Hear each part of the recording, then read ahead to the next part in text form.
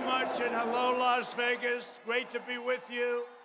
They have a big election tomorrow. We've already won the state. We've already won. I like ours better. We just take it. Just take it. We want it. I like it that better. You know, they say they're going to have a lot of problems tomorrow. I hate to tell you this. I don't know. Have you heard? I hear their computers are all messed up just like they were in Iowa. They're not going to be able to count their vote. They're going to tell you about health care. They're going to tell you about our military and the jet fighters and the missiles and rockets. But they can't count votes. They just can't count them. They can't count votes.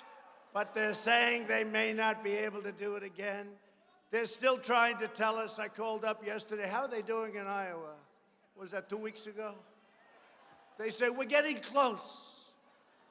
They're not getting close. They'll never know. They'll never know. But I hear the same thing could happen tomorrow. I hope it doesn't, actually. I hope it doesn't. But I'm delighted to be back in a state I love. I have a beautiful building right down the road with the proud, hard-working patriots of Nevada. You got to say Nevada. You say that wrong, you got problems. You say Nevada, they go, what the hell? Got to be Nevada.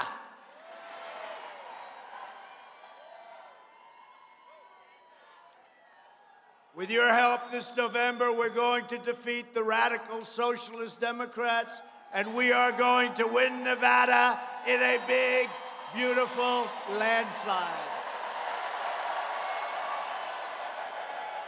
Now, we have some special people here. You know the special people are? All of you. That's who the special. But we have some very special people, and we celebrate one of the greatest moments in the history of sports. Some people say it was the single greatest moment in the history of sports. It was called the Miracle on Ice. Do you remember that? That was when the Russians had a team assembled that was probably, they say, maybe the greatest team ever assembled. They were unbelievable. And, you know, our guys played a practice game with them. Was it like a couple of weeks before? And I hate to tell you, the score was 10-3, and the USA was not on top. And this team was an incredible team, and they went in, and it was amazing. But tomorrow marks the 40 years since the United States men's hockey team defeated then Soviet Union team in the 1980 Olympics.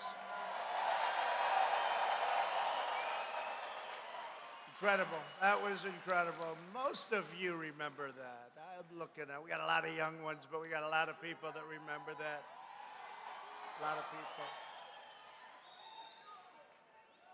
And by the way, we got the Olympics coming back, coming to Los Angeles. Thank you, President Trump. Thank you, President Trump. Thank you very much. Thank you, President Trump. 8 years.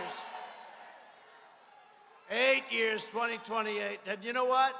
Unless I'm still president then, which is a distinct possibility, I won't be here. And you know what they'll do? I'll say, how's the Olympics going? Does anybody have a ticket for the president that got the Olympics to come here? They'll say, I want to thank, and they'll thank hundreds of people, but they won't thank your president, and I'm the one that pulled it off. But that's okay. 2028 Olympics is coming to Los Angeles. It's going to be great. And we worked with the mayor of Los Angeles. He was great. He called up, and we gave him a lot of help. I was president-elect then because the president didn't want to get involved. He didn't want to get involved in getting the Olympics, so they called me, and I was president-elect, hadn't taken office. Then I got involved, and I'll tell you, they were happy we got involved. It was great. It's going to be very exciting. Today, we are thrilled to have with us 14 players of that really incredible gold medal team. Give them a big hand. Give them a big hand. And they were amazed. They said, boy, this is a big crowd. I said, it's only because you guys are coming. You know, this thing was supposed to be for this evening. And I said, let me get back to Washington. Do it early. So we gave you almost no notice. You have thousands of people outside, thousands of people inside. You had to see. We were in Iowa, we were in New Hampshire. You saw what happened in Colorado last night. It was unbelievable. Every place we go, it's the same. It's been incredible. I don't know if you saw the pictures last night of the outside in Colorado. It was incredible. You could have filled that arena up 4 times, and it was a big arena. And it's something. So I hated to do it to you at 12 o'clock, but I said, let's go. I want to get back. We got to deal with China. We got to deal with Russia. We got to deal with North Korea, South Korea. We got to deal with the rest of the world. Get my people back. We got to get the hell out of here, right? But we have a lot of time. I'd like now to invite these incredible sport legends to join me on stage. A friend of mine and a very good golfer, by the way, Captain Mike. Hey, Mike. Where's Mike? Where is he? Mike. Come here. Do you know who he is? He's a fake handicap is what he is. Say something, Mike. Just welcome everybody. It's ironic we happen to be here to celebrate our 40th anniversary. The Vegas Knights flew the whole team out to honor us tonight and for the weekend. And we obviously thank the people of Las Vegas for having us here. And we're looking forward to celebrating a special time. And it's a great honor for the president to invite us to be part of this event as well. So Vegas, thanks for having us. But just tell them, am I a good athlete and am I a good golfer? Yeah, you are. Yes, sir. Whatever you say. Thanks, Mike. That was some goaltending, right? How many did you rebuff? Jim Craig, that's the next guy. I mean, but how many did he do? Very few. Very few, but a lot of shots, right? Yes, a lot of shots. He was like a piñata. Yes. So, Mike, that was great. Goaltender Jim Craig. So, Jim rebuffed. Come here, Jim. Great goaltender. Great goaltender. They didn't know what was happening. They kept shooting. He doesn't know how many you rebuffed. How many did you rebuff? 37. 37? Wow. So let me ask you, was that as goaltender, because that was incredible, was that the greatest game you ever played? You've had a lot of great games, but was that the greatest game you've ever played? It was an important game. That was slightly important. Yes. Thanks. 37. 37! Bill Baker. Bill, come up. Bill Baker. Dave Christian. Ken Morrow. Jack O'Callahan. Mike Ramsey.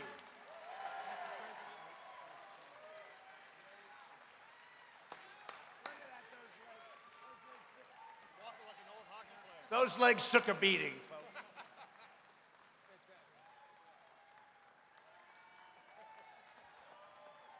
Mark Wells, Neil Broughton, John Harrington, Rob McClanahan, Buzz Schneider, Dave Silk,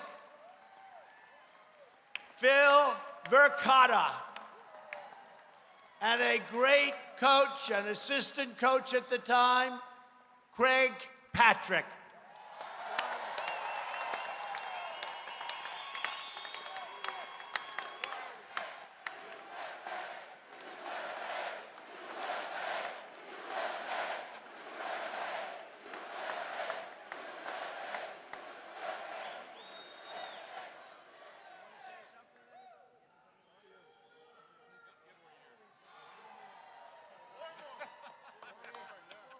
They said 4 more years.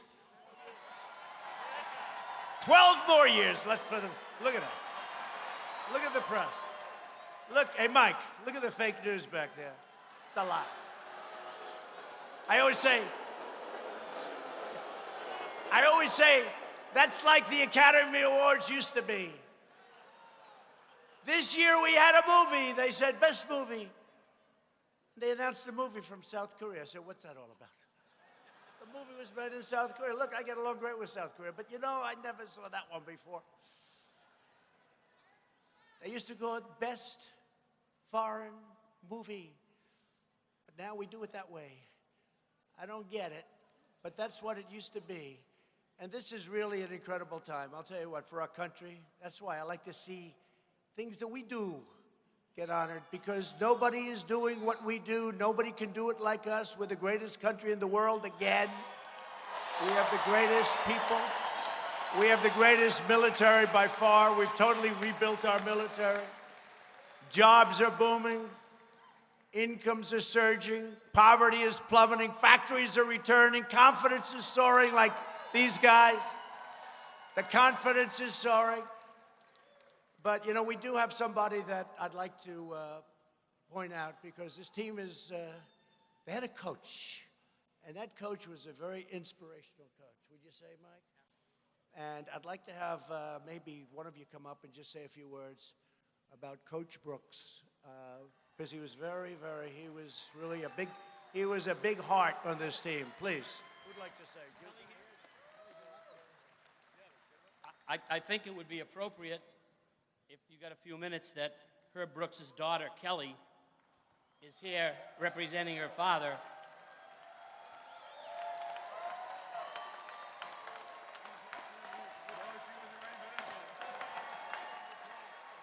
And I can honestly tell you that Kelly was not ready for this at all.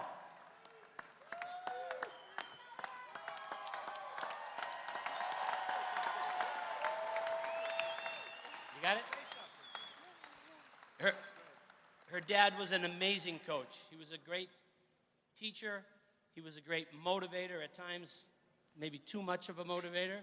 He was very demanding. He was very difficult to play for, but trust me on one thing, there never once was a day that we didn't respect the man, and never once was a day that we didn't trust him and what he was trying to do. He orchestrated the greatest sports moment of the 20th century, and the guys behind me were so proud and honored to have been a part of him and what he was able to put together. It was a perfect environment, a perfect storm sometimes. Not only a great coach, but great players and great people that stand behind me now. So if Kelly would like to say a couple of words, no, she won't.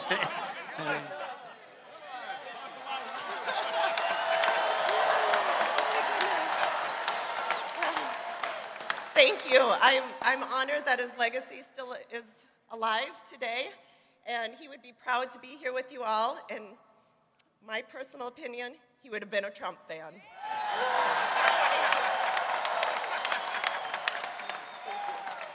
So tell me one thing. So I see those tears. That means you think you miss him and you love him, right?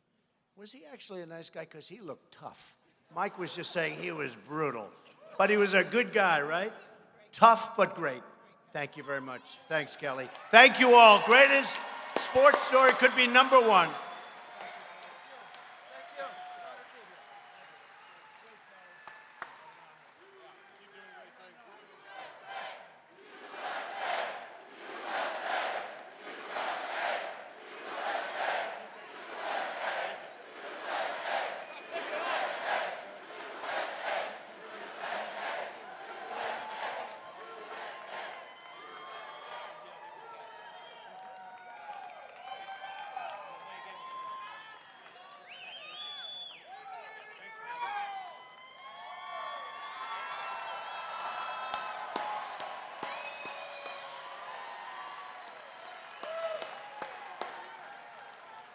So a lot of people, a lot of the sports experts, sports writers have voted that as the single greatest sporting event or athletic achievement. I think so, yeah. They put it number one, certainly top five in the history of our country. We have a lot of things that we've done to break records. We're going to go over them, but we've broken a lot of records now. But I want to thank that great team for being with us, very inspirational.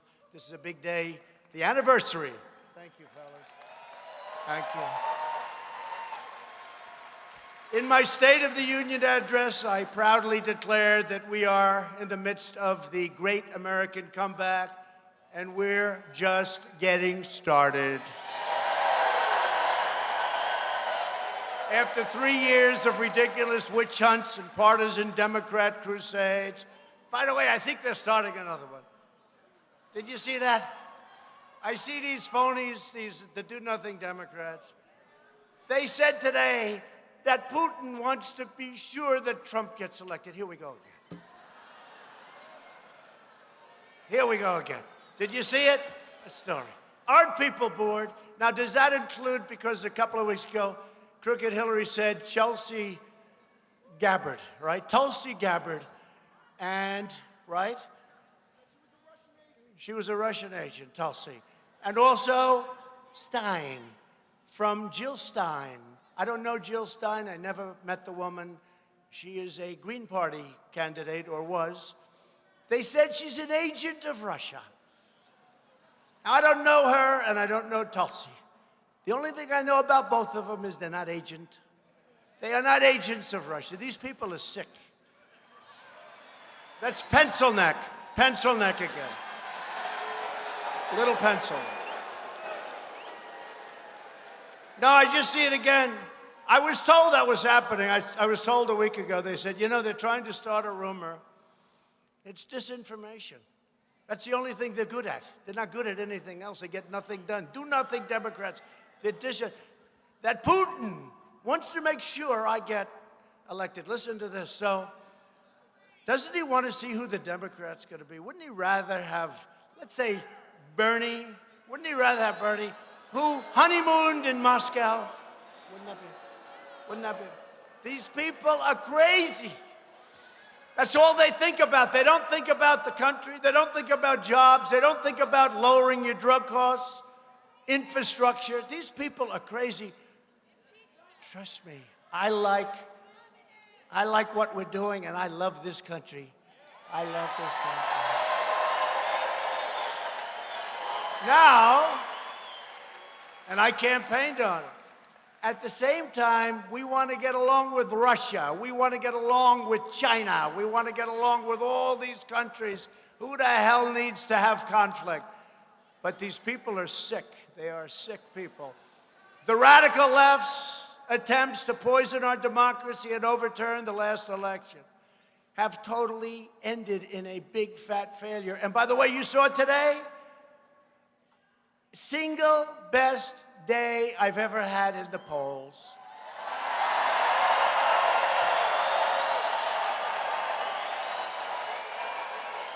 And any poll that the fake news gives you, because the real numbers are higher, but any poll they give you is a fake. But Wisconsin, the great state of Wisconsin, I was leading by many, many, many points against every one of these characters. Can you believe it? We got a new one, Mini Mike. How did he do in the debate the other day? Mini Mike! Here's a box, Mike. Here, Mike. Boom. Mini Mike, he was a beauty. What happened? He couldn't breathe. What happened? Mike would like to know. How about that Pocahontas screaming at him? She forgot. She forgot that she lied about her own heritage. She said she was an Indian because she had high cheekbones. That was the only thing. Remember when I said I have more Indian blood in me than she has, and I have none? Right? I have none, to the best of my knowledge. Wouldn't mind having some, but I happen to have none. And she choked, and she went out and got a report done. 1,024. You know what that means? That means probably I do have more. Now, why did he bring that up when she was screaming at him? Why? Because he was gasping for breath.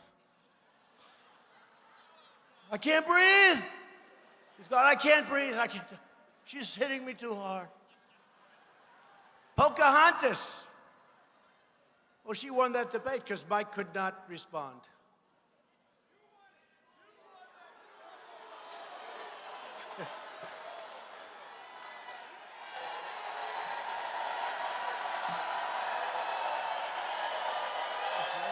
That's what they all said. They all said that. That's funny. I would. They're all shouting. It's not me that's saying it, fake news. You fake news people. No. No. They all said it, though. Who won the debate? Trump.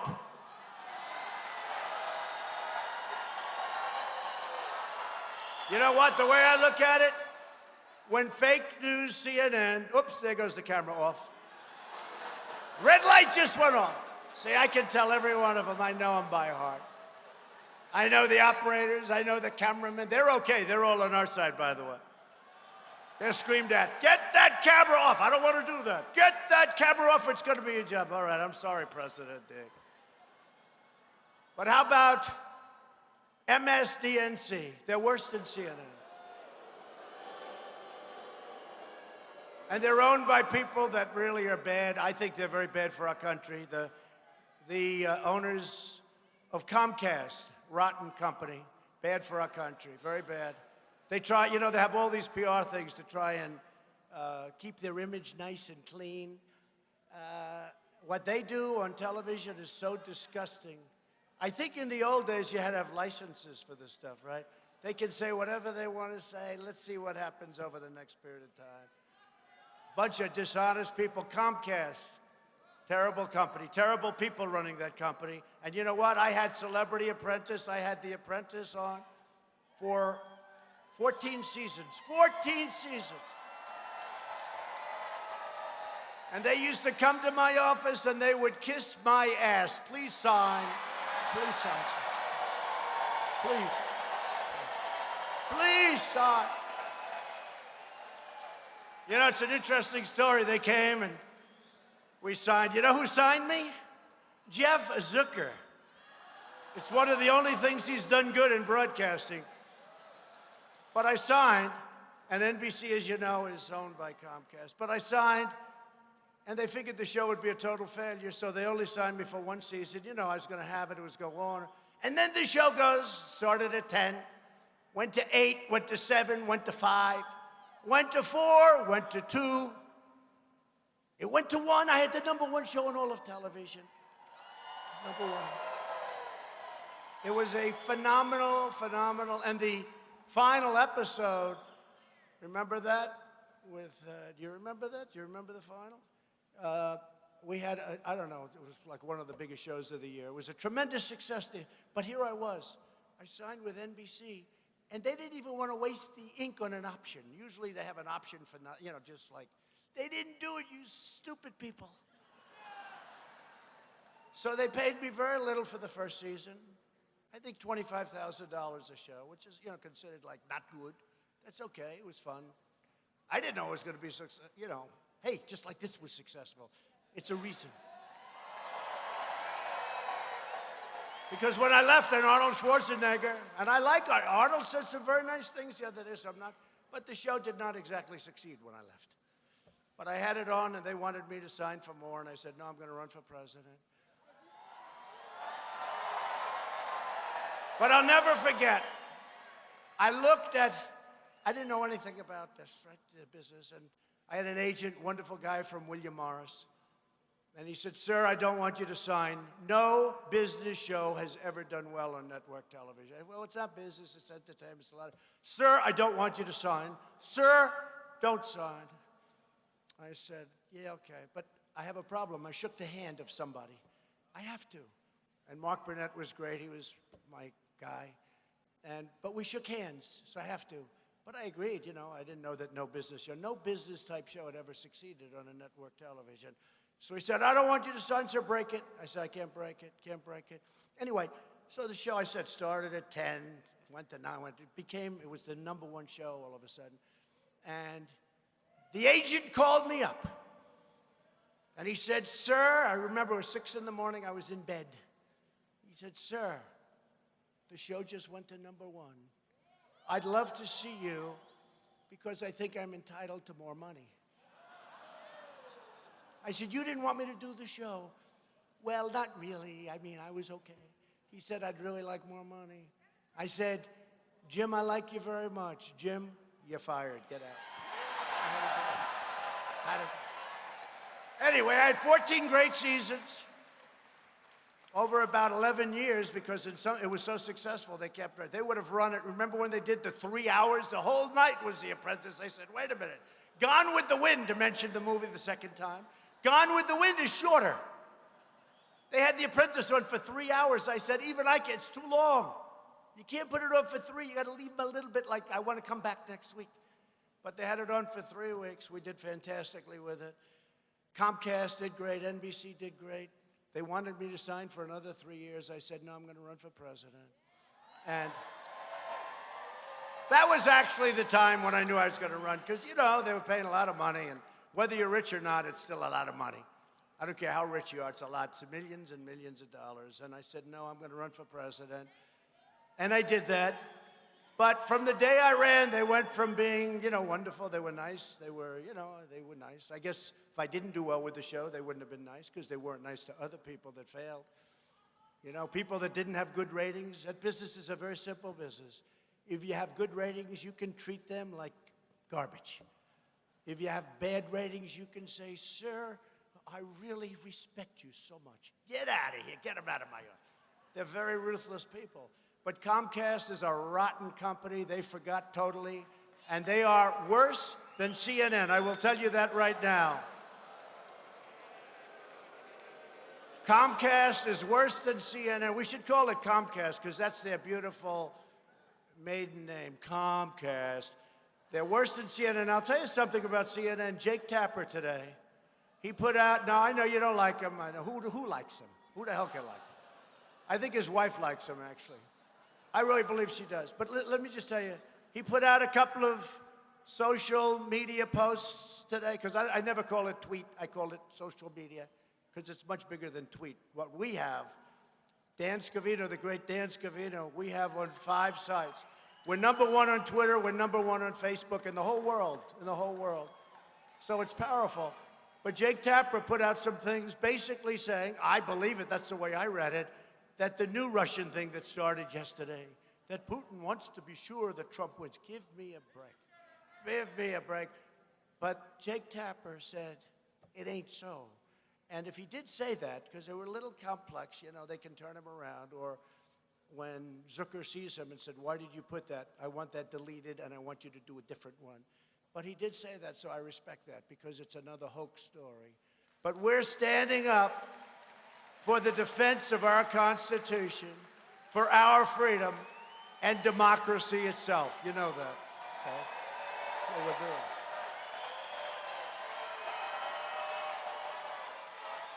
I gotta get that. Hey, Bobby, see that guy? I love this shirt. Bobby, I don't know, he looks like a nice guy. Can you please walk him up, even if you have about 5? Come here. Come here. You gotta see this shirt. You gotta see this shirt. I love it. I'm gonna order me one that I can ride around. Come on up here. He looks safe. He doesn't look like he's gonna start a fist fight. He's a good fan, I guess. You gotta see this shirt. I love it. Is there any place that's more fun than a Trump rally, right? How many rallies have you been to? Huh?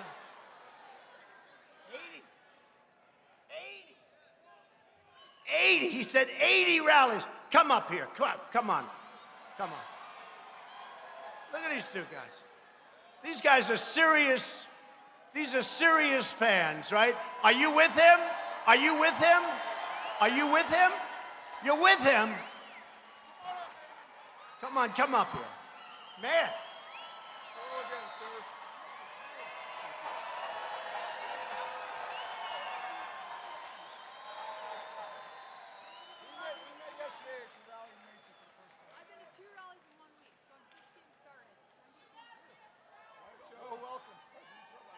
Look at this guy. Come on. God bless you.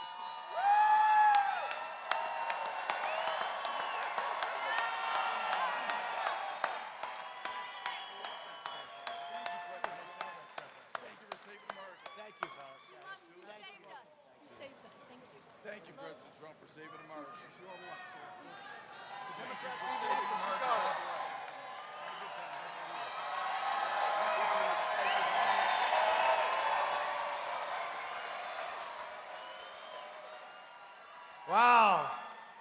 I just said, how long have you two been together? I figured they'd say, you know, we're married.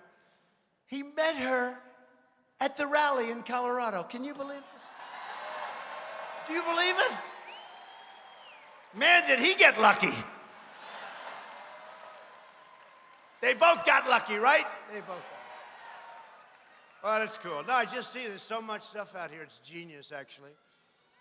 While the extreme left has been wasting America's time with vile hoaxes, we've been killing terrorists, creating jobs, raising wages, enacting fair trade deals, securing our border, lifting up citizens of every race, color, religion, and creed. As you heard, we added another 225,000 new jobs last month alone, way above anticipated schedule. And that makes 7 million new jobs since the election. The number was supposed to be under 2 million, and we added 7 million. And remember, if I give you wrong numbers, the fake news is going to have headlines. Trump gave you wrong. I mean, it's very tough. I've got to be very careful. Even if I give you wrong in the wrong way, they'll say it was wrong. I said, yeah, but it was wrong in the low way. No, that's no good either. Got to be exactly, very precise with these characters. The Democrats don't have to be, but we have to be. We've destroyed the ISIS territorial caliphate 100%. We killed the founder and leader of ISIS. Al-Baghdadi is dead. Al-Baghdadi is dead. 17 years they looked for him.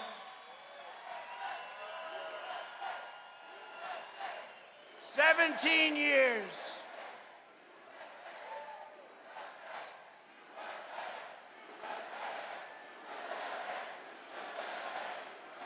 Al-Baghdadi, one of the first things I did when I came in, you know, he's the founder of ISIS.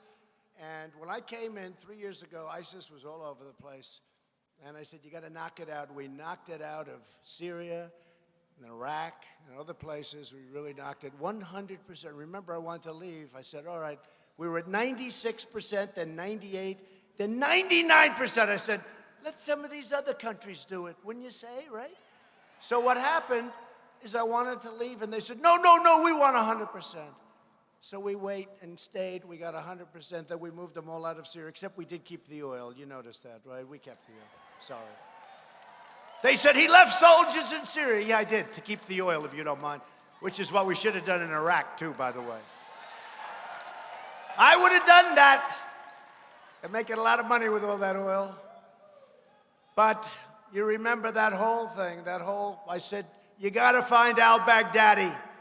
I've been saying that actually for 2 years. I had a lot of other things to do the first year, like fight off the Democrats, these crazy Democrats, with their hoaxes.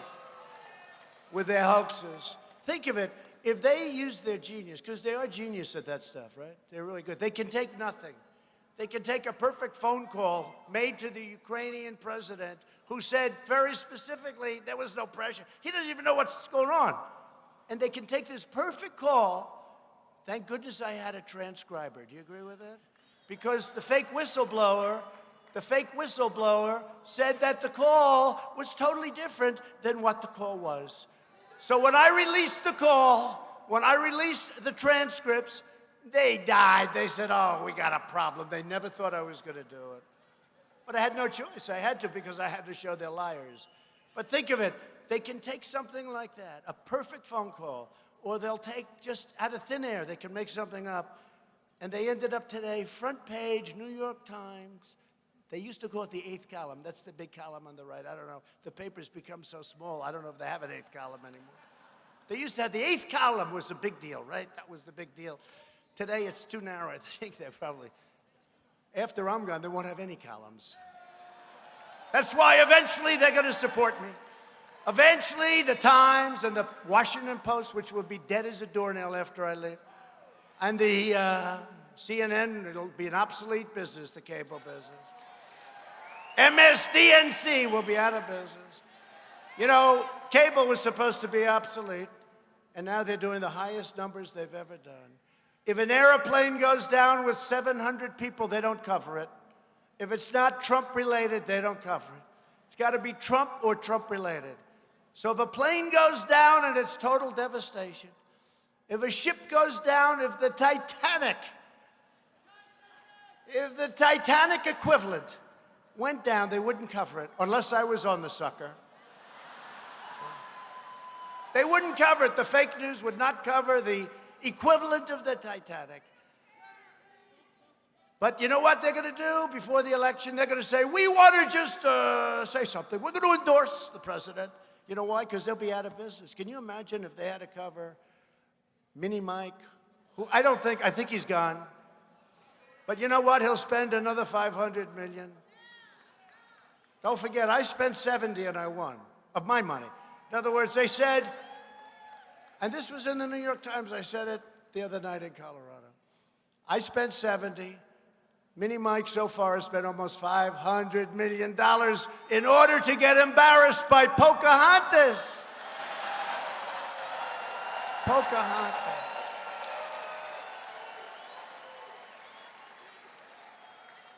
And she's mean, isn't she? Do you see the anger on her face? That nervous energy? She's like, oh, jumping up and down. She's a mess. But no, she's mean, right? Right? See, that face is just, she wanted to get him. She said, I got him. I want to see those agreements. You open up those agreements. This poor guy probably signed 100 of them. And each one's a disaster. He said, I don't want to open those agreements. Nobody told me this was going to happen. He said, nobody told me. Get me out of here. You know, after the debate, he went backstage, fired a lot of people. He said, how the hell did you get me into this thing? But anyway, Pocahontas was really mean. But she's going to be easy. I hope it's her. It's not going to be her. She made a little comeback the other night because she took Mini Mike to the cleaners. But it's not going to be her. It can't be Buttigieg. Can't be, I don't think. Alfred E. Newman. Ladies and gentlemen, introducing President Alfred E. Newman. But see, nobody knows because you're all too young. Nobody knows who Alfred is. It's Mad Magazine. They all said, no, howdy doody. See, nobody knows who Alfred E. Newman is. Only the real aficionados, they're the ones and they love it. But that's only 15% of the crowd, right? Am I right? Better than howdy doody and howdy doody. But he's got to learn, he's got to worry about his own city. It's going to hell, so he's got to worry because that city's got a lot of problems. I don't get the whole thing, but he's not a bad debater, I will say. He's probably the best up there. Bernie is too emotional. He's screaming, going crazy. And Biden is angry. Biden is angry. Everything's anger. Gee. And that's what happens when you can't get the words out. No, it does. That's what happens, right? When you can't get the words out, you get angry. You get angry because you can't get the words out. It might happen to me someday. Can you imagine if that happened to me? Man, would I be a bad guy? I'd be the meanest man in history. No, but Biden is very angry. He gets angrier and angrier and angrier. He's changed. And then you have that time, he said Tom Steyer. Tom said, Mr. Impeachment, how did that work out, Tom? Thank you very much for the great poll numbers between him and Nervous Nancy. How did that work out? This schmuck spends $250 million. He ends up with 1/3% in Iowa, but maybe, that could be rigged because they still don't have any idea what he got. Maybe he won Iowa, they took it away from him. No, but he was substantially below. It said, all I know, it said 1% and an arrow left. So he spends $250 million, Tom Steyer. Never heard of this guy. Who is he? Where did he get his money? Who is he? He was in the coal business. Did you know that? This guy, this phony, is a big environmentalist. He made his money, a lot of it, in the coal business. Nobody knows that, but he's a fake. Remember when he walked up to Bernie the other day? Hi, Bernie. Hi. Oh, and he was having a fight with Pocahontas, right? Is this the greatest? Mark Burnett said this is the greatest reality show in history. He said you could take The Apprentice, and you could take Survivor, and you could take every other reality show ever made, multiply it times 10,000, and you still don't have what we have. And even the cast, he did say this. You got the perfect president. You got the perfect first lady. How about the first lady?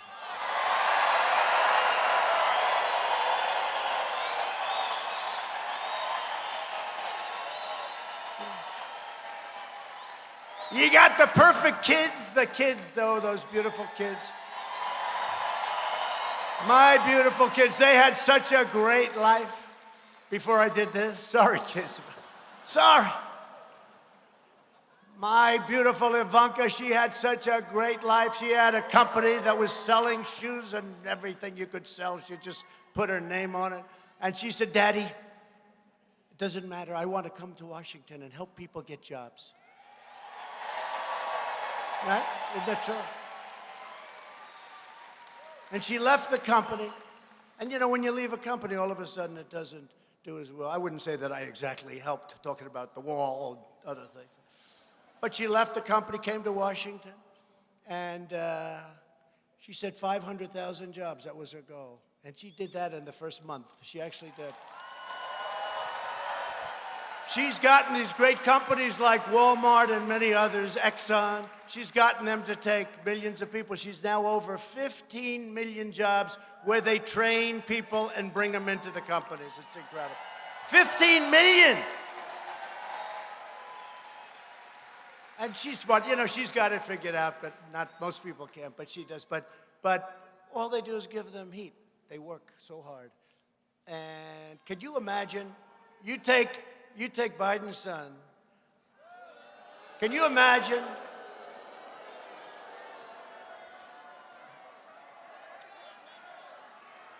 You know, I deal with all these big companies and these great, great countries.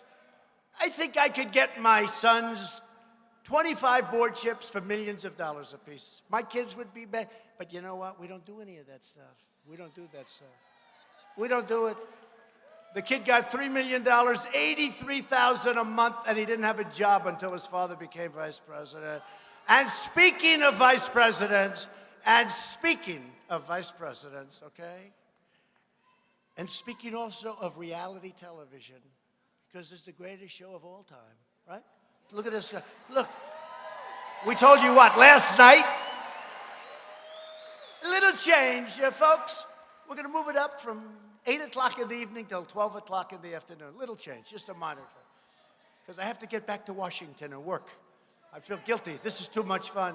But speaking of vice presidents, and speaking of perfect vice presidents, you know, if you become president, the first thing you have to do is choose a really horrible, horrible vice president. So if the idiots ever want to impeach you, they have to say, I can't impeach him. Look who we have. I have the perfect vice president. I have the greatest in the world. I have the greatest vice president. I don't know.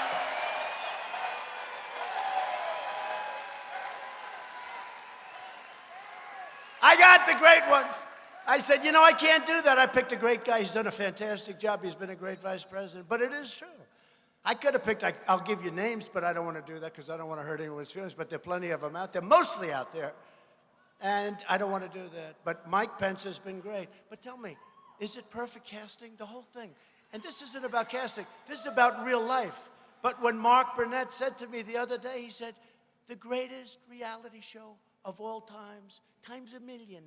And that's exactly, except for one thing.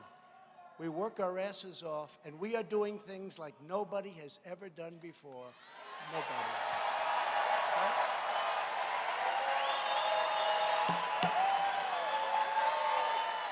Right? So we took out al-Baghdadi, and then we just took out 2 weeks ago the world's top terrorist, Qasem Soleimani of Iran, ending his evil reign of terror forever. He's the father of the roadside bomb. When you see our beautiful people walking around with no legs, they're walking and trying to walk so hard, and they're really in rough shape. They have incredible the job the doctors do at Walter Reed and some of these hospitals. And they get them to a point where sometimes they really can. They walk around, but it's hard. And they lose legs and they lose arms. That was Soleimani. He's the father of the right. He loved the roadside bomb. He thought it was a great thing. Where is he now? Soleimani. And I'll tell you what, you know who's happy about it? The people of Iran are happy, and even the leaders of Iran, because the leaders of Iran were afraid of him, okay? And the fact is, America is respected again. We're winning. We're winning all over. We're winning in Washington. The Democrats keep losing their minds. That is why millions of registered Democrat voters are leaving their party to join our movement. It's not even a party, it's a movement. They're joining the Republican Party.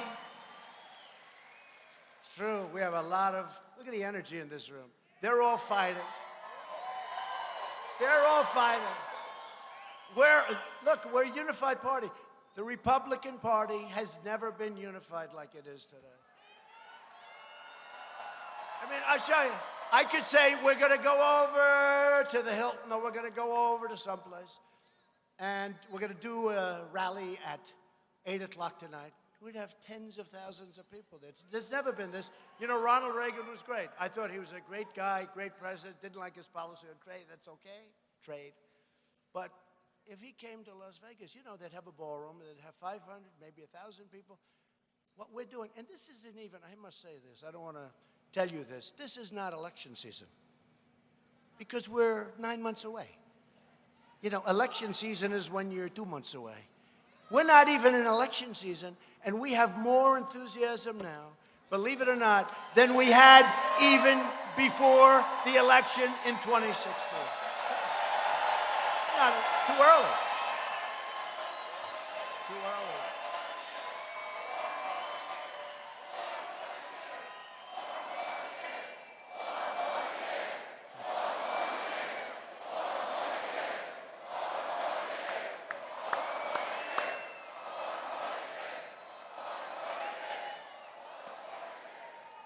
It's true. We have a great gentleman and woman with us, a friend of mine, Mr. and Mrs.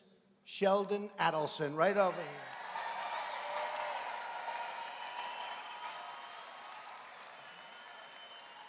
Great, great person. Two great people. He's got so much money, he doesn't know what the hell to do with it.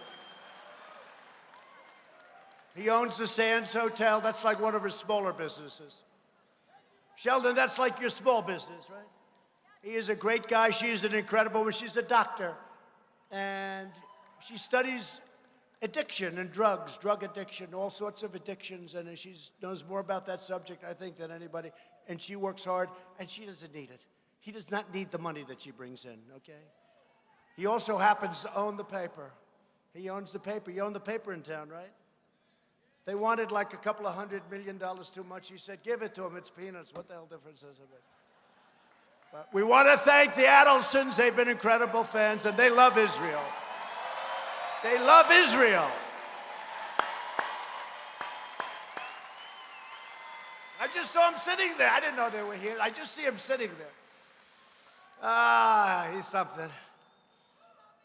The chairman of the Nevada Republican Party, who's really been great. He's been with me for a long time, and he's a very committed man. Make America great again. You know this. Oh, let's do a poll, quick, just quick. You know, I'll never get rid of MAGA because I'm superstitious. But you know, we just hit an all-time high with the stock market. Our military's rebuilt. You just got the greatest tax cuts in history, the greatest regulation cuts, and all of this stuff. So let me ask you this. So make America great again sort of doesn't work quite as well. So now we have Keep America Great. We have the new hat. It's higher, stiff. It's like a billboard, right? I call it the billboard. It's a billboard. So let's go. Just that, because I am very surprised by it. We're going to keep them both, but I'm just curious, if we did go to one, make America great again.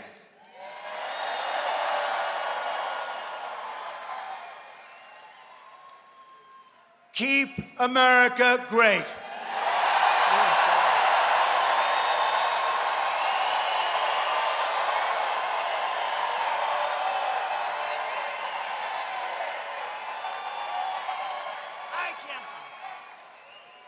I would have said that's impossible. Make America great again is the greatest phrase. A lot of people, again, fake news, I think, will agree to it. It's the greatest phrase ever used in politics. It's the greatest phrase. Now, who has the greatest phrase ever used in the history of politics and say, oh, let's go with a new phrase, right? But we're going to keep, so we have to keep MAGA. But now we have CAG. Now we have CAG. So we have them both. I just don't have the courage to get rid of the one who would be too disrespectful. Too disrespectful. But Michael McDonald, I want to thank you and the members of the Nevada Republican Central Committee. You're all here. You're great people. And a man came here, he loves us, he's been with us, Rick Harrison of the world famous Gold and Silver Pawn Shop. Rick Harrison.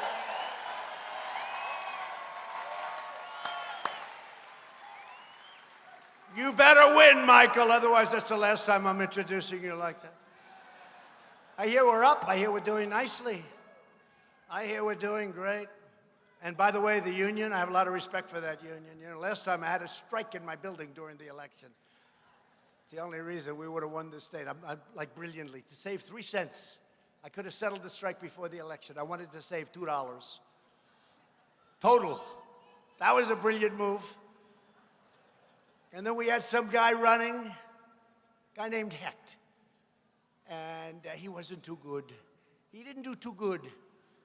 But we almost won the state despite, I had a big strike. I had thousands and thousands of union guys. They had, look, they wanted to show us. But I think that the unions are really with us. And the unions have been with us, the Teamsters, so many of the unions, because I'm for the working man and woman, whether you're union or non-union. Some states are all union, some states are no union. But we get them all, and I think we're going to have tremendous success. And, a lot of the Democrats are going to ruin the health care programs that these unions have. The unions have worked hard on health care, and they're going to ruin them. They're going to take away, you're going to lose 180 million people off of great private health care. So we'll see what happens, but a lot of the Democrats want to do that. They think it's wonderful.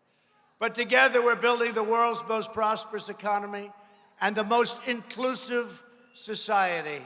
That's true. Since my election, over 125,000 new jobs have been created right here in Nevada, including over 40,000 new Nevada manufacturing and construction jobs, a 30% increase. The national unemployment rate is the lowest in over half a century.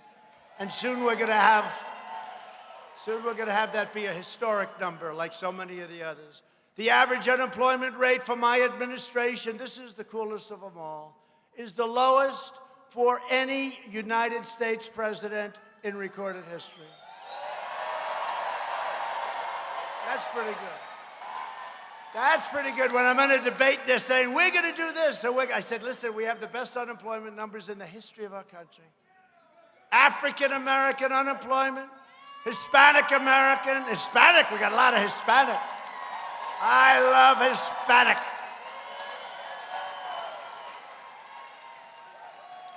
Who in this audience is Hispanic? Yeah. We're doing great. Well, we should be doing great. You have the lowest ever recorded, lowest unemployment rates ever recorded. Asian Americans, likewise, the lowest ever recorded. The unemployment rate for women reached the lowest rate in 71 years. African American youth unemployment has reached an all-time historic low. People I love, people I might have helped more than anybody because of choice and accountability.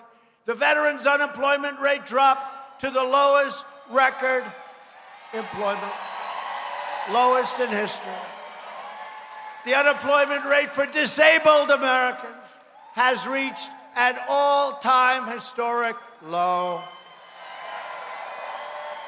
And you got to remember, they're back there checking every word. They're going, oh my God, oh, he's right, he's right, he's right. I can't say it because I got all these maniacs back there. They're trying to fight. You know, he put the comma in the wrong place. He didn't make that word plural. Therefore, he lied. He lied. Now, I got to be very accurate because all these numbers, they check them out. They say check them. They're in there checking out. Check on the African-American unemployment, please. Please tell me it's not historic. These people are among the most dishonest human beings on earth. Not all of them. Not all of them. Workers without a high school diploma. We have millions of people that didn't go through high school. They left. They had problems, good problems, bad problems, families where they don't have the money. They didn't get a high school diploma. They've achieved the lowest unemployment rate ever recorded in the history of the United States.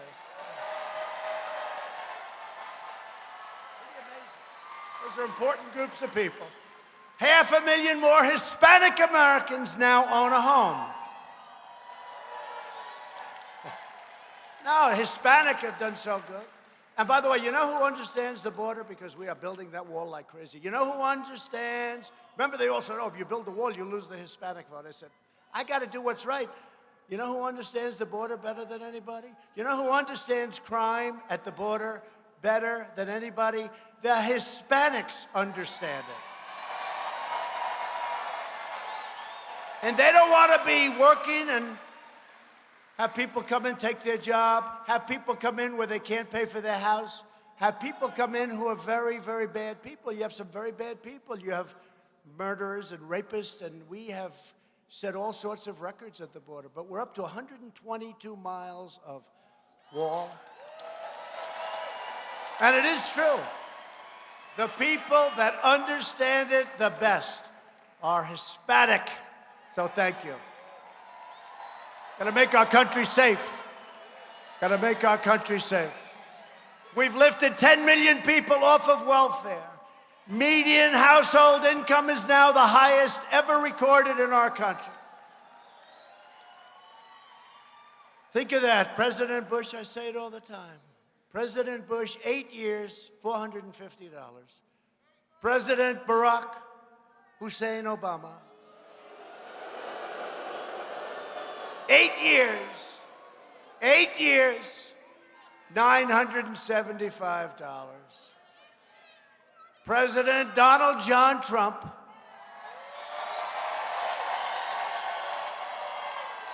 3 years, it's actually less when they did the numbers, 3 years, including the big tax cuts that we got you and the regulation cuts, 3 years, so you had $450, $975, that's 8 and 8. Now we're down to 3 years, a little less, 3 years, $10,000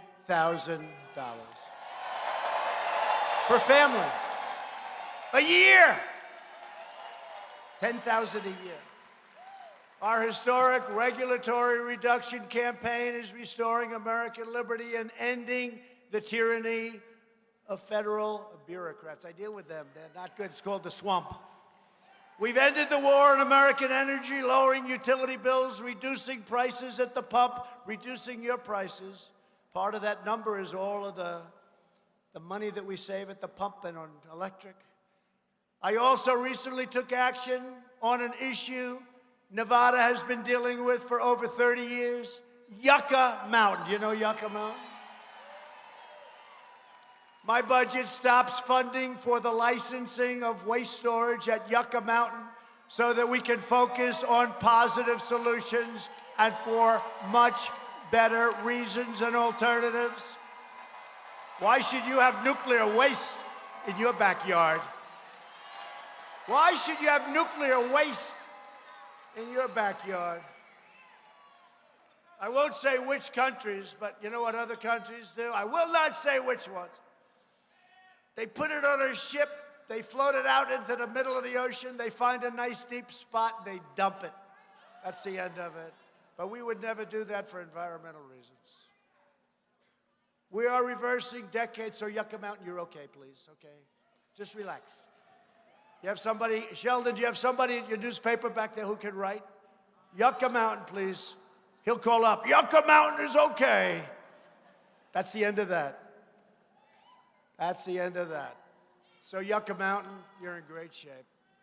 Maybe they can finally report it properly.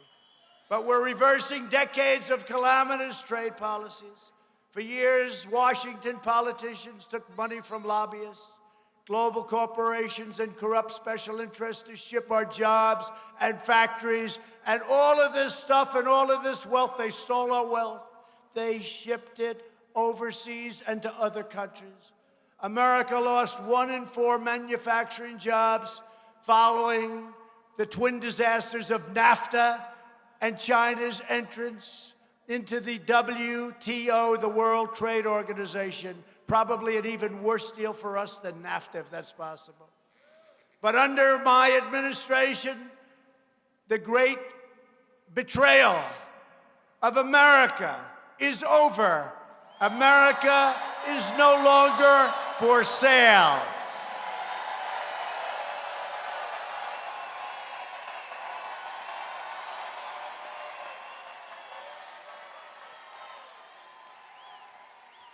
Last month, we ended the NAFTA catastrophe, and I signed the brand new U.S.-Mexico-Canada agreement, USMCA.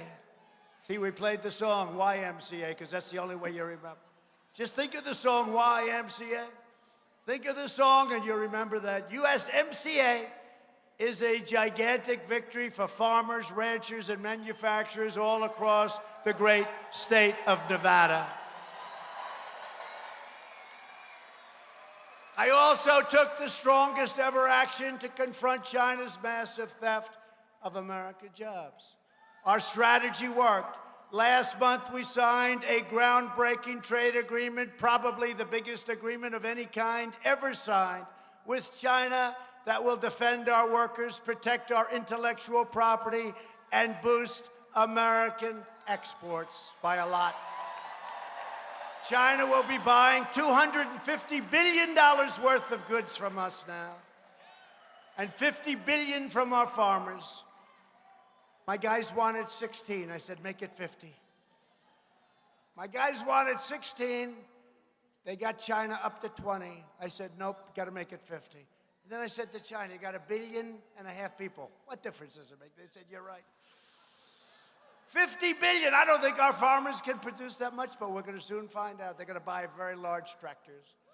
After years of building up other countries, we are finally rebuilding our country. We are finally putting America first.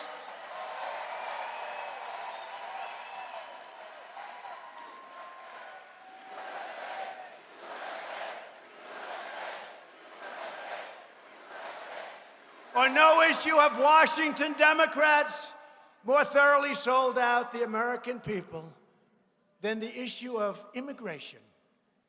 Before I came into office, the far left's policy of open borders allowed deadly drugs to flow freely into our country, poisoning our children, including right here in a very, very big way, the great state of Nevada. Washington Democrats put the needs of illegal immigrants before the well-being of American citizens. You know that. You've been complaining about for a long time. It's one of the reasons you voted for Trump. They want to let anyone from around the world simply walk across the border, and then they want to give them a lifetime of free welfare, of health care, of lots of other things, including education, all paid for by the taxpayers of the United States. Illegal immigration costs Nevada taxpayers, think of it, more than $1.6 billion every year, over $1,500 per household. For the amount of money Washington Democrats want to spend supporting illegal immigrants, we could rebuild every city, all of these distressed areas in the United States throughout our country. The money we spend, it's not even thinkable. And don't forget, when we say come, like in California, the clown, he says, come, we'll give you free health care. People that weren't even thinking about coming. That's why we have caravans of people that were turning back. Mexico's been great. By the way, they gave us 27,000 soldiers on our border. But when a governor Nice guy, actually. He's a nice guy. We just got to explain the facts of life. He's a nice guy. Oh, doctor, please. Doctor.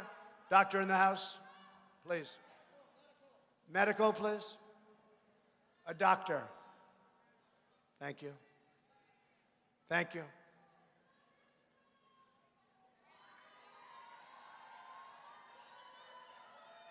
Take your time. Take your time. We got plenty of time.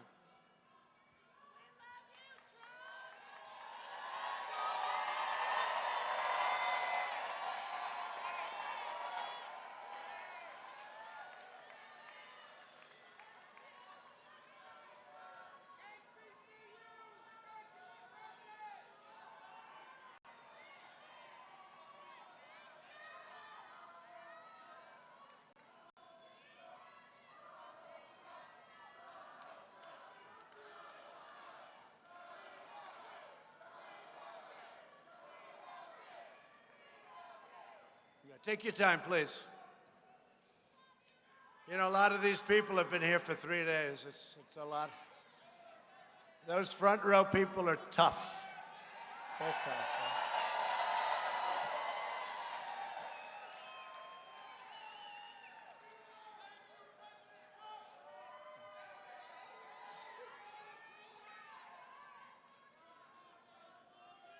Take your time, Doc. Take your time. Yeah.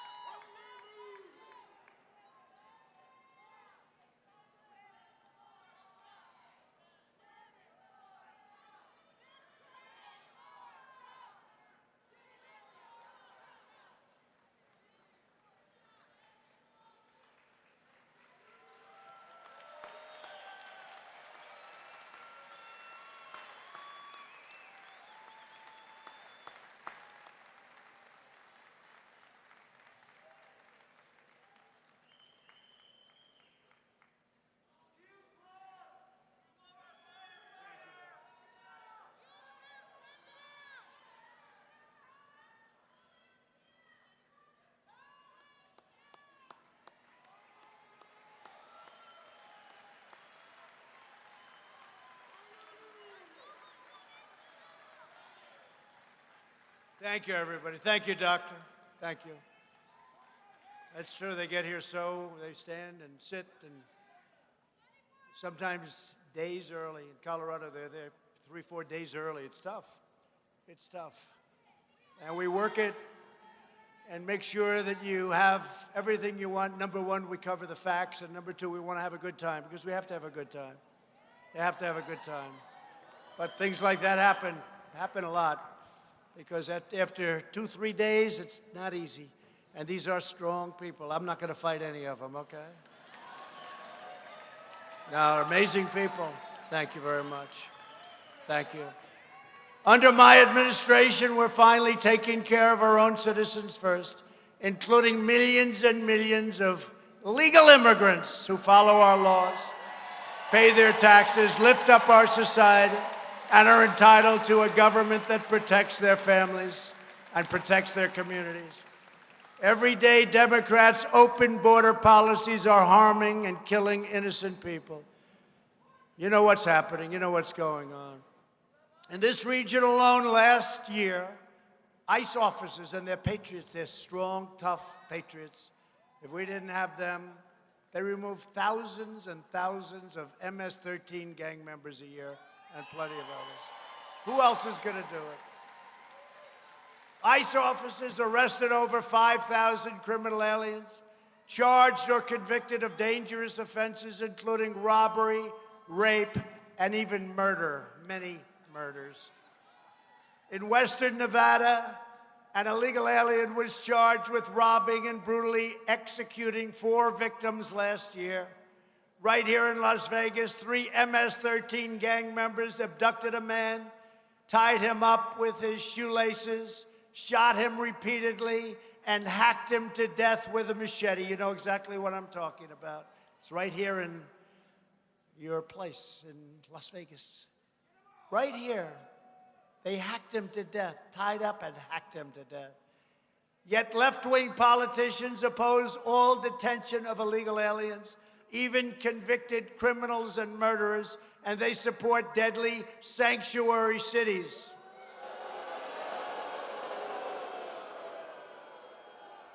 You know, I say this all the time, and I just, how the hell, I mean, where are they coming from? I don't get it, right? Seriously, I don't get it.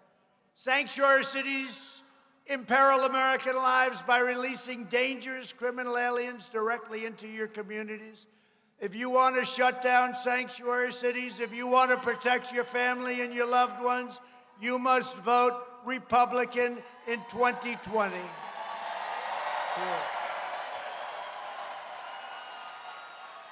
And you have some great ones here, Michael. Thanks to our tireless efforts to secure the border, we have reduced illegal border crossings 8 straight months in a row. And as the wall gets longer, it gets easier and easier. Remember when the Democrats were saying, you don't need a wall? You know, 2 things that never change, right? All these computers, they said, use drones. Oh, great, we'll fly over with drones, watch the people pour in by the thousands. That's great. Use drones. You know, before I came along, they all wanted a wall. They just didn't know how to build it. They had no clue. They had no clue. They had no clue. They had the money. They actually gave the money back. But they had no clue. But as soon as I came in and I said, wall, wall, wall, they went against. And I made a terrible, terrible mistake. You know, they always say I never admit mistakes. I do. But I'll admit a mistake now. I should have said, we will never, ever, under any circumstances, build a wall. They would have given me so much money for a wall you have no idea. They would have forced me to build it. I made a terrible mistake, right? Terrible mistake. So if it ever happens again, which it won't, this wall is one of a kind. We'll say, we will not build the wall. And they'll say, we demand that you build the wall, and it would have been so easy. Illegal crossings are down 75% since last spring, and we have ended catch and release. A horrible problem. We catch them, you know the story. They come over, could be a killer, murderer, rapist. They come over, we can't do anything. We have to be politically correct. We catch them. We then say, what's your address? They don't know. They don't even know their country in many cases. Where do you come from? We don't know. And they mean it. But some are very serious criminals. So we catch them. We take whatever they can take, which is nothing. And then we had to release them in our country. We can't bring them back. And then we have a system of judges, thousands of judges all over the place. You got to be like Perry Mason. And everybody, every illegal that comes in, they have the lawyers, you know, the lawyers meet them, they get fees. They get paid fees. But we're breaking the system. No more catch and release. You think that was easy? And the big thing is that 30-foot, and this wall is built exactly to the specifications of Border Patrol, totally. And Border Patrol has seized the largest amount just recently of deadly narcotics ever recorded, the largest amount. We've deported record numbers of gang members. We've done more to secure the border than any administration in history. We are, as I said, building the wall faster than ever, faster and bigger than anyone thought possible. They can't believe we're getting it done. We'll have over 500 miles of wall built sometime next year. 500 miles. Washington Democrats have never been more extreme than they are right now. 132 congressional Democrats have now signed up for Bernie Sanders' takeover of health care.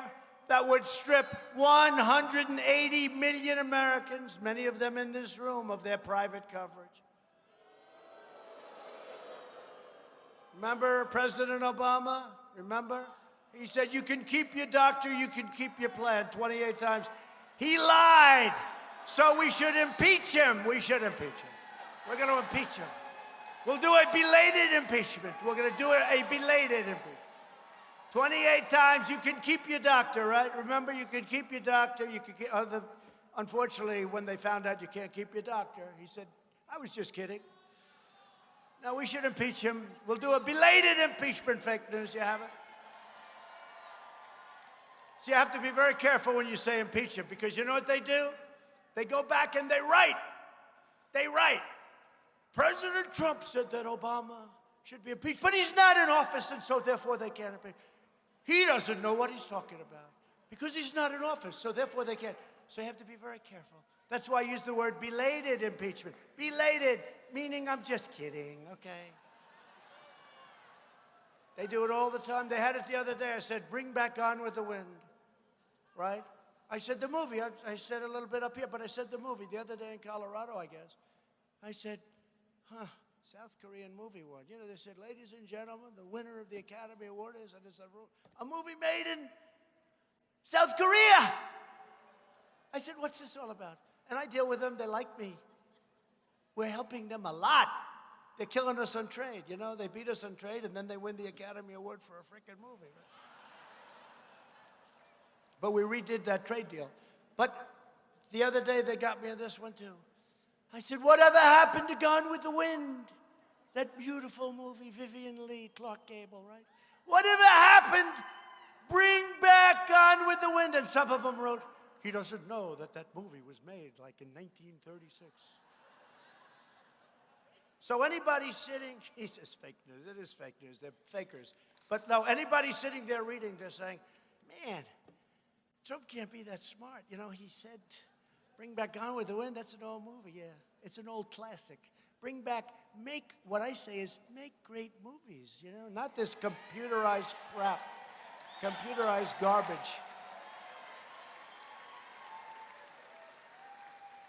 And I was never a fan of Brad Pitt, I will tell you. No, I thought he was a stiff. He was like a stiff, you know. It's like a boring guy. All of a sudden he wins the Academy. Whoa, it's a fitting. Their ratings aren't so good in the Academy Awards. You know when that stopped? When they started attacking us. Their ratings went right down the tubers. You know, I told somebody the evening newscast, you know, they're terrible for conservative people. And they're crooked. They're absolutely dishonest. I said to one of the big broadcasters, I'm friendly with them, I said, you know, if you ever did a conservative newscast, instead of have, you know, you got ABC is terrible, terrible. NBC is just absolutely atrocious. And they do badly. You know, not a lot of people are watching. They used to, we had the late, great Walter Cronkite and these legends, right? But ABC is terrible, and NBC is terrible, and CBS is terrible. They're all the same. And I said, you know, your ratings stink.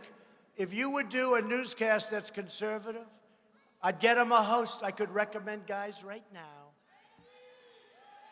Right? I'd get them a host. We'll call up. Don't take Sean Hannity away from us, please. Don't take our Sean. That's my problem. I don't want to take away any of our people. You get a Pete Hegseth. You get a Jesse Waters. You get, I mean, I could name so many of them, right? And you put them on that broadcast, their ratings would go up fivefold, but they don't know that. I don't know. They're stupid. They're stupid. They're stupid. Their ratings would go through the roof.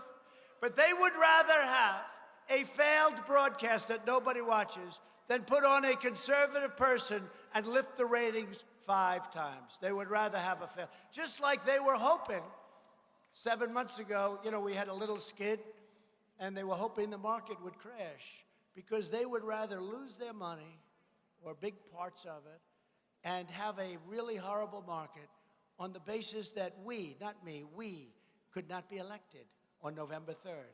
This is how evil, this is how crazy they are. They've gone crazy. I guess you call it Trump derangement syndrome. But if they ever did a conservative broadcast, meaning very fair, very honest, but if, it's almost like, when I say that, it's almost like do a fair broadcast, just a fair broadcast. That thing would be the hottest show, but they don't realize it. And if they do, they probably wouldn't do it anyway because they don't want to go away from what they're doing, which is crazy because they are doing very poorly. While the social and socialist Democrats are trying to destroy American health care and your Social Security. They're putting it at risk. My administration is protecting your Social Security. Remember they said 4 years ago in the debates, and you had this crazy woman. I mean, I hate to mention her name. I did it, yesterday. I threw all the writers. She's a zero. She's got zero television personality. Zero. A.B. Stoddard, whoever that is. She said, Donald Trump lost all of his debates. I won every debate. And maybe, I don't know, maybe won somebody, but I won with tremendous number. He said, you always win. No, I'm not sure. We try, I'll tell you that. And we're winning now. But this crazy woman who's got zero going, zero. She said, Donald Trump lost his debates and he won. She was talking about how badly Mini Mike did. So she said, well, Donald Trump, no. I won every single debate. I won him against Crooked Hillary. I won him in the primaries, like 15 or 16 debates. And for some reason, sometimes you do say, it's not a big deal. Nobody watches her. Nobody cares. Nobody even knows who she is. I just made her famous, right? She's nothing. She's nothing. She's got no talent. Got nothing. She's probably got a little drive. That's how she keeps getting on television. Other people don't have her drive. But you know what? I said, that's really unfair. So I took out the polls, Time Magazine, Drudge, good guy Drudge. Drudge, we took out a lot of different things, and we put up the Drudge poll, the Time Magazine poll, and many others. And some of them had me down like at 91%, and then they'd have many people. And I can't really show it because many of those people are now great friends of mine. Some of them are great Republican senators. I'm not going to show results, but I'm holding it up just quickly. Glancing, I call it a glancing blow. But we won the debates. And I have this fake news person saying, Donald Trump did very poorly in the debates. I won every debate, easily. I never did it before. Remember my first question? I said, Rosie O'Donnell. It was one of my best answers. Rosie O'Donnell, who violated the campaign finance laws as badly as anybody I've ever seen, and nothing happens to her, right? And yet, Anesh violated that. He made a little mistake. And they want to destroy him. So we pardoned him. We pardoned him. By the way, he made a mistake. Rosie O'Donnell, that was a massive violation of the campaign finance laws. But Dinesh D'Souza, they wanted to put him in jail. I don't know, I think he might have even gone to jail for a period of time for doing something that was really very understandable. Rosie O'Donnell, 5 times. What she did is incredible. Nothing happens. And then she gets on and says, what a bad guy I am. I'm not a bad guy. But it's really a disgrace. It's a disgrace. I'm glad they didn't do anything with it, frankly, because you don't want to do for something like that. But you know what? How do they take it? We have 2 sets of justice in this country. It's no good. It's no good. It's no good. You know the thing we're working on right now. We're trying to get fairness for a certain person who's been treated very unfairly. A man who had a juror who was a radical anti-Trump person. And she didn't say that when she went up there. And she became the foreperson of the jury. And she did terrible things and said terrible things. And you know how they caught her? When he was convicted, and then a statement was made, she started jumping up and down, screaming, yes, yes, and started telling everybody how they said, wait a minute, wasn't she just a juror? The woman was totally biased. How do you do this? So I fight. Look, I fight. A lot of times it's not worth it, but I got to fight for fairness. I got to fight for fairness. Got to fight for fairness. It's a very unfair system. I guess it's called the swamp. I just, when I said drain the swamp, it was a nice phrase. I never liked the phrase. When I was campaigning, somehow the phrase came up, sir, I think we have a phrase, drain the swamp. I said, I don't like it. That's too hokey. But one day I was at a big arena, 25,000 people packed before the election. And I said, and we will drain the swamp. The place went crazy. I said, wow, you never know. You never know. Frank Sinatra said his best song, I won't tell you which one because I'll ruin it for you, but his best song is the song that he thought would never make it, the song that he liked the least. But he said that's the one that was the most successful, that the people like. You never know. So I said, drain the swamp, and the people went crazy. I said, whoa. I said, let's try that again. And the next time I did it again and again and again, I only didn't know how disgusting and dirty the swamp is, and a lot of the media is a big part of the swamp. So my administration is protecting your Social Security, your Medicare, and is fighting to give you great health care. We're defending your right to keep your doctor and your plan. We're defending that right. You're going to have that right back. We're going to cancel that Obamacare if we can win the case, and we're going to give you great health care. And we're making health care better and much cheaper while premiums more than doubled in the last 5 years before I took office. We're managing it very well. We got rid of the individual mandate, by far the most unpopular thing, where you had to pay a lot of money for the privilege of not having to pay for bad health care, right? We got rid of it. And it was upheld in the Supreme Court, what we did. We get sued everything we do. If we move, if we take 10 steps, right or left, we get sued. And we're now offering plans that are up to 60% less expensive. We're going to make healthcare a big part of this campaign. We're protecting people with pre-existing conditions, and we always will. That's why, if we are successful, you know, we're in the Supreme Court to try and get rid of this, the carcass. It's a carcass known as Obamacare, but we're running it much better than they did. Remember when they had, this was the greatest, the $5 billion website, right? $5 billion. It was supposed to cost $5 million. I have a son at home. He's 13. He's a genius with computers. Hi, Dad. What's up, Dad? Dad, get out of here. Hey, listen, I'm the President of the United States, man. Don't talk to you. Dad, come on, Dad. Can't you see I'm playing with my computer? The guy talks to me, and he's working with his computer. These guys are genius. You know, they grow up with, it's like walking, right? But he's looking at me. I could have given him their health care site. He would have done it for nothing, and it would have been better than what they have now. Remember? Come on, Dad. I'm busy, Dad. What do you want? What do you want, Dad? Barron.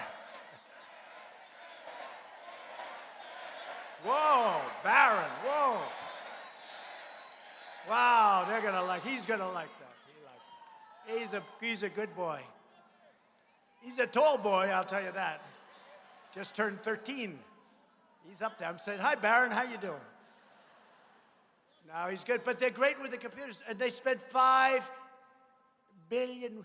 Okay, it was going to cost 50. It was going to cost 5. It was going to cost 50. Then it was going to, what was the final number? 500? The number was so, the number that they spent $5 billion, right? It ended up, it still doesn't work. They spent $5 billion, right? And they spent $500 million on all of the problems it caused. And we've really straightened it out. But it's still lousy health care, Obamacare. And it's really not Obamacare anymore, because when you get rid of the individual mandate, it's no longer Obamacare. But we're going to terminate it. We're going to give you your pre-existing 100%, otherwise I won't do it. We're going to give you brand new pre-existing, and we're going to have a great health care that's much less expensive. And we're fighting to stop surprise medical billing. And Barron's going to be very happy. I signed an executive order imposing price transparency, because when providers are required to show their prices, those same prices fall very fast. You know, a man that does this very professionally is great into the healthcare business. And you have to be careful when you say it, but, you know, it was just a very strong statement. He said, sir, price transparency in hospitals, where you can bid it out and you can look at the prices. Right now, you can't see. If you go to a hospital, they won't even tell you how much it's going to cost. They operate, and then they'll give you a bill, and you'll say, oh, my, I had no idea it could be. They take blood. We have one person, blood, $39. Another place, the exact same thing, $2,500.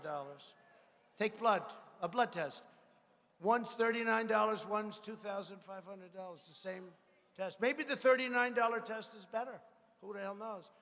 But it's crazy. Price, transparency. And he looked at me and goes, and he's a real pro, one of the top in the country. He said, sir, and nobody wanted to do it because it's a little bit controversial, and a lot of the drug companies don't exactly love it. The hospitals don't love it. But I got to do what's right for the people. I don't care. I got to do it. But he looked at me, he said, and this is why I did it.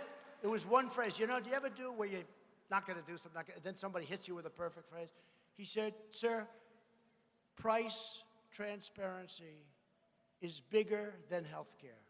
I said, what do you mean by that? He said, you will see numbers that far outweigh health care, hospitals, doctors.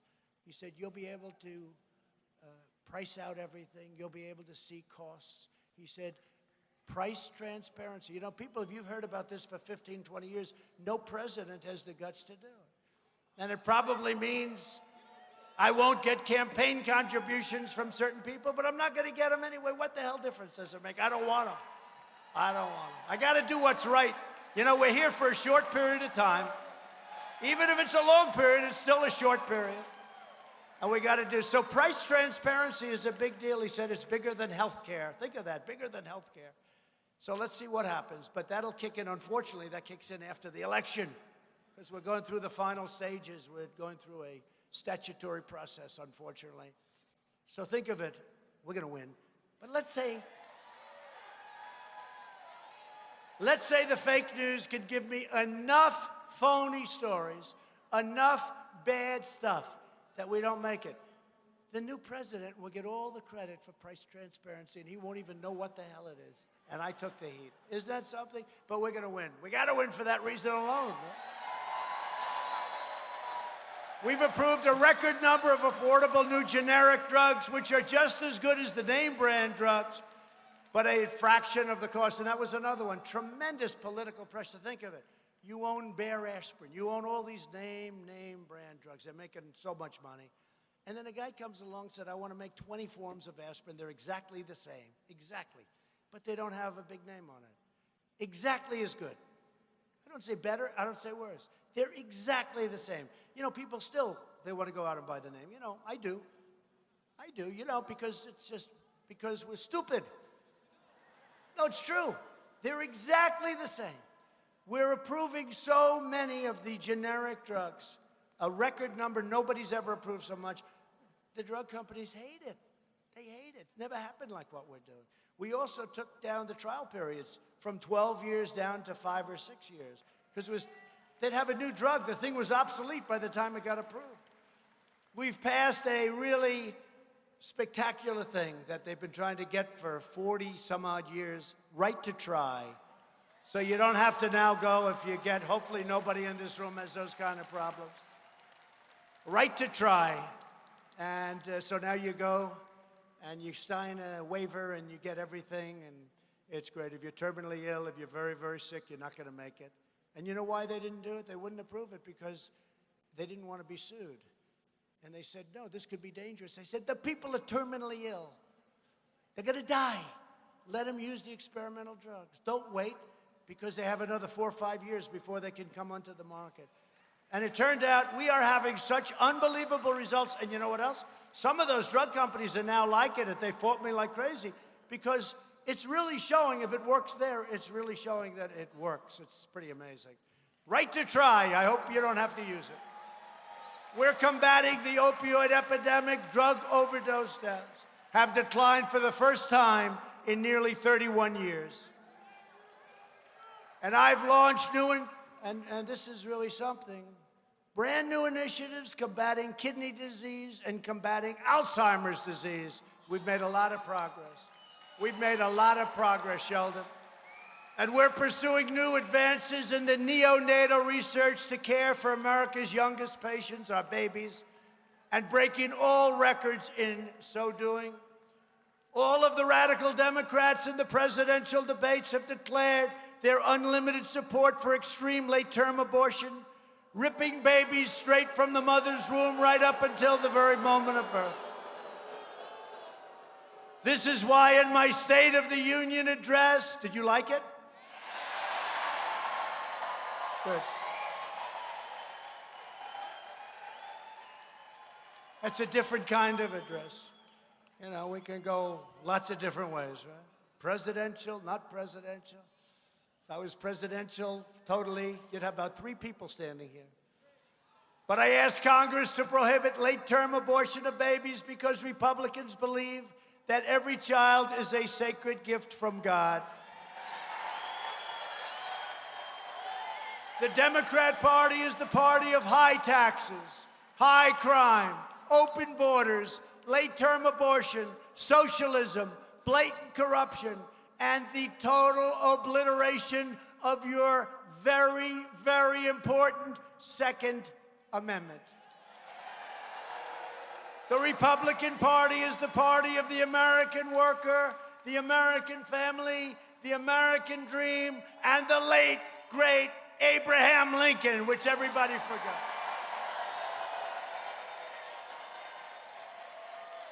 Republicans are fighting for citizens from every background, every community, and every single walk of life. We are the party of boundless optimism, excitement, energy, and enthusiasm. We are wealthy, right? We are. Are we enthusiastic?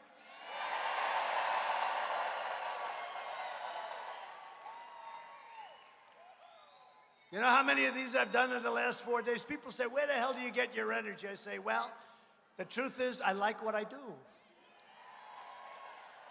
And if we weren't getting the results, I wouldn't like it. If we weren't getting the results, if I didn't see the results, I wouldn't like it at all.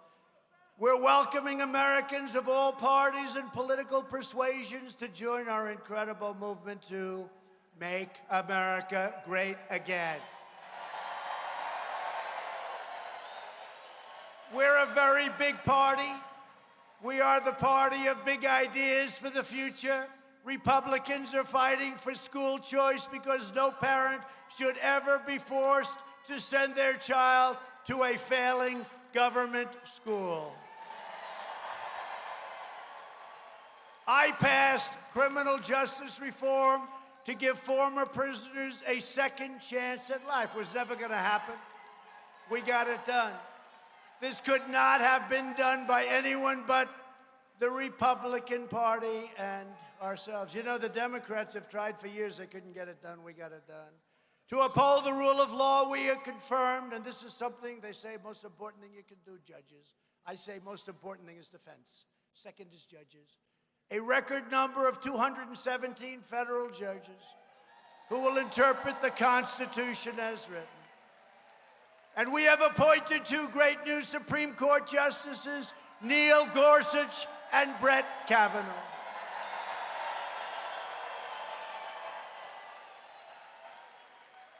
I recognized Israel's true capital and opened the American embassy in Jerusalem. And we recognized Israeli sovereignty over the Golan Heights. We have invested $2.2 trillion to rebuild the United States military, including more than $130 million for Nellis Air Force Base right here. And we just created the 6th branch of the American Armed Forces, the Space Force, 72 years. 72 years. The Air Force was 72 years ago. We just did a branch. It's a big deal, isn't it? Think of it, a branch. The Army, the Air Force, think of it. We did a branch. For years, you watched as your politicians apologized for America. Now you have a president who is standing up for America, and we are standing up for the people of Nevada. At stake in our present battle is the survival of our nation. If you want your children to inherit the blessings that generations of Americans have fought and died for to secure, then we must devote everything we have toward victory in November of 2020, November 3rd. November 3rd. Only this way can we save the America we love and drain the Washington swamp once and for all. With your help, we will lift millions more of our citizens from welfare to work, dependence to independence, and poverty to prosperity. Together, we will elect a Republican Congress to create a fair, safe, sane, and lawful system of immigration. We will continue to enact new trade deals that result in more products proudly stamped with that very beautiful phrase, made in the USA. We will achieve new breakthroughs in science and medicine, finding new cures for childhood cancer and ending the AIDS epidemic within 9 years in America. And we will land the first woman on the moon and become the first nation in the world to plant its flag on Mars. We will defend privacy, free speech, religious liberty, and the right to keep and bear arms.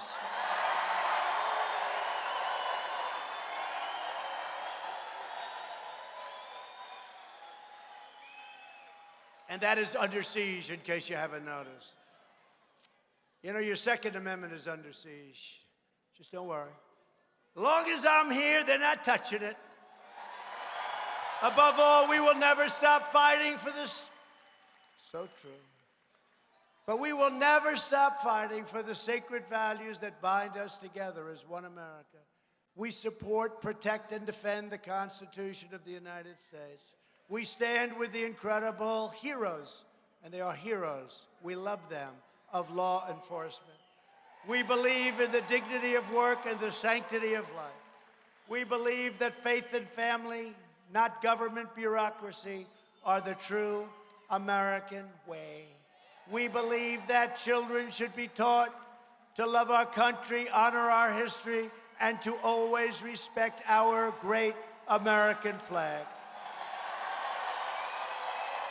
And we live by the words of our national motto, "In God we trust." From Carson City to Reno to right here in Las Vegas, we stand on the shoulders of red-blooded American patriots who poured out their heart, sweat, and soul to secure our liberty and to defend our great, beautiful, lovely freedom. Freedom. Freedom. Freedom! Nevada was founded by pioneers and prospectors, miners and cowboys, who tamed the frontier, raised the mighty Hoover Dam, that's a beauty, transformed the barren desert into a shining oasis, lit up the lights of the Las Vegas Strip, and helped to make this the greatest nation ever to exist on the face of the earth. And we are making it greater than ever before. Proud citizens like you help build this country. And together we are taking back our country. We are returning power to you, the American people. With your help, your devotion, and your drive, we are going to keep on working. We are going to keep on fighting. And we are going to keep on winning, winning, winning. We are one movement, one people, one family, and one glorious nation under God.